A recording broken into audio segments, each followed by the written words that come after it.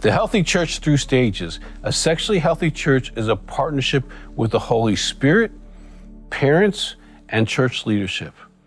Agreeing on curriculum and ideas to be taught to the children and teens is very important, and being proactive on that and it's not just a once in a year weekend conversation, okay? There are several materials that can be found on abstinence.net about teaching abstinence. That can be helpful for you. Or ask your children's pastor.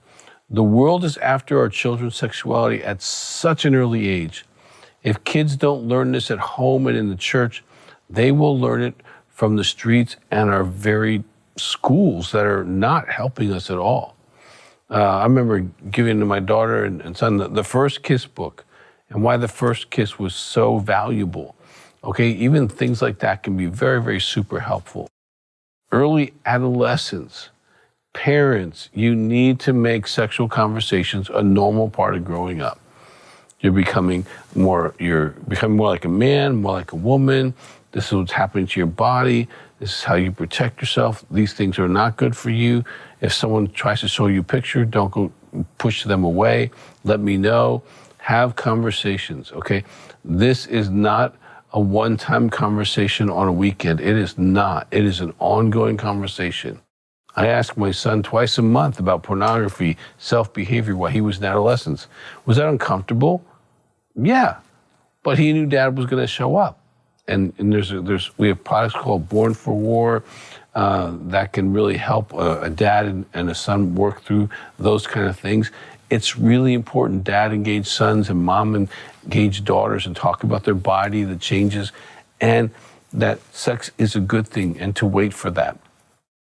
Not talking about sex is a sign of dysfunction, and your children will pay a price for that dysfunction because the world will come in where you don't go. Now, if you need training as a parent, get it and stop this lack of training going further down your generations. And I know as a dad, no one talked to me about it, so I had to learn how to talk about it, okay? The don't ask, don't tell policy is ineffective for parents and churches. We can no longer tolerate that policy. We need to discuss the guidelines for dating, the purposes of dating, and the physical boundaries. So I'm going to recommend the Born for War. We have that product. Princes Take Longer Than Frogs. Finding Mr. Right. So we have things that can help here, and there's other people that have written fantastic things, okay? For adults, regular, systematic marriage discipleship is important. That includes spiritual connection, emotional connection, because those are really important for great sex. We have something we call the 3 dailies we recommend in our book, 100-Day Guide to Intimacy. And it's 2 feelings a day, 2 praises a day, and prayer today. You know, and I do those. And I love doing those, okay? Having marriage conferences where the people actually talk about healthy sexuality. I've seen so many of my peers, they want to do marriage conferences, but not even address sexuality. Well, that's unfair for everyone. You want to address that piece in those conferences. You can have small groups on this subject and rotate them out so people get information like how to upgrade your sex life, how to have the best sex of your life. There's lots of things you can do there. Learn each other's sexual expression inside your marriage so you know what to say during the entire arc of sexuality. The book, Upgrade Your Sex Life, is great for couples because you learn what the other person wants to hear and experience.